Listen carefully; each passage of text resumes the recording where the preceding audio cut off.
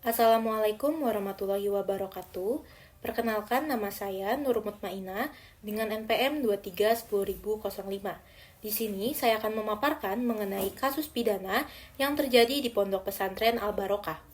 Untuk kronologi singkatnya akan saya jelaskan sebagai berikut.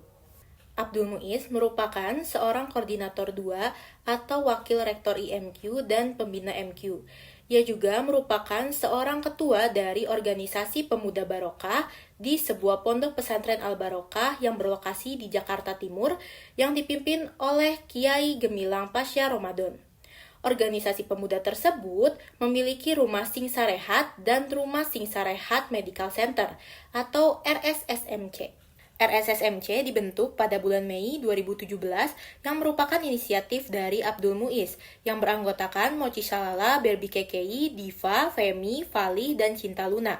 Pada tanggal 7 Mei 2017, Abdul Muiz memberikan pengarahan kepada para anggota yang tergabung dalam RSSMC. Pada tanggal 8 Mei 2017, Abdul Muiz melakukan interview kepada anggota perempuan termasuk Mochi Shalala di Gubuk Sejahtera pada pukul 8 pagi.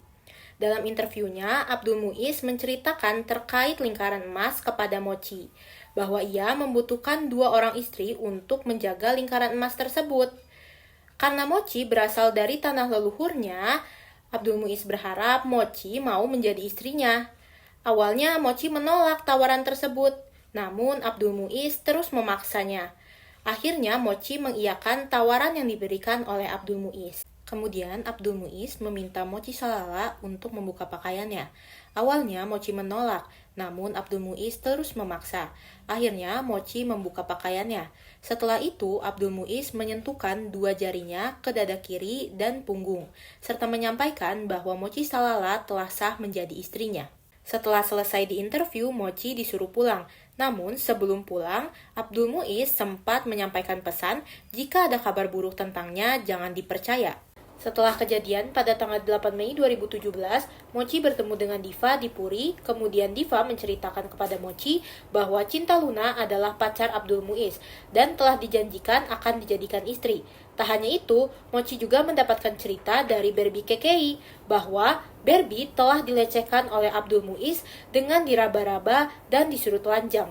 Beberapa hari setelah kejadian tersebut, pada tanggal 20 Mei 2017, Mochi Shalala dan juga Berbi KKI melapor kepada Pak Kiai Gemilang selaku pimpinan pondok dan juga ayah dari Abdul Muiz.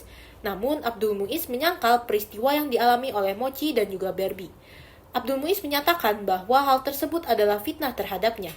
Kemudian Abdul Muiz meminta bantuan kepada bawahannya untuk mengklarifikasi fitnah tersebut. Karena Ardi Wijaya takut kepada Abdul Muiz, maka Ardi Wijaya melakukan klarifikasi dengan merekayasa fakta bahwa pada tanggal 8 Mei 2017, Abdul Muiz sedang ikut kajian bersamanya. Oleh sebab itu, tidak ada yang namanya pelecehan yang dilakukan oleh Abdul Muiz. Tersangka utama di dalam kasus ini adalah Abdul Muiz sebagai pelaku pelecehan seksual terhadap Mochi dan juga Berbi.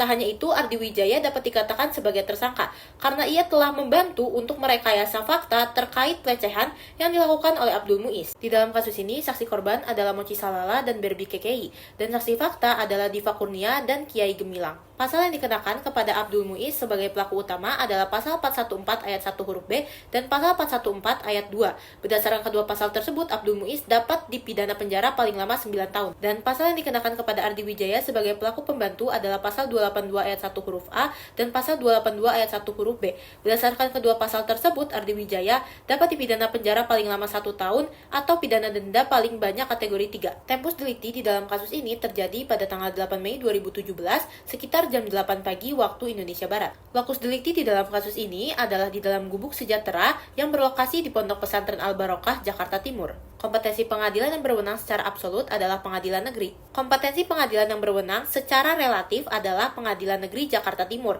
karena kejadian tindak pidana yang terjadi di dalam kasus tersebut terjadi di wilayah hukum Jakarta Timur, lebih tepatnya berlokasi di Gubuk Sejahtera di sebuah pondok pesantren Al-Barokah, Jakarta Timur. Itulah tadi penjelasan terkait kasus tindak pidana pelecehan seksual yang terjadi di Pondok Pesantren Al-Barokah, Jakarta Timur.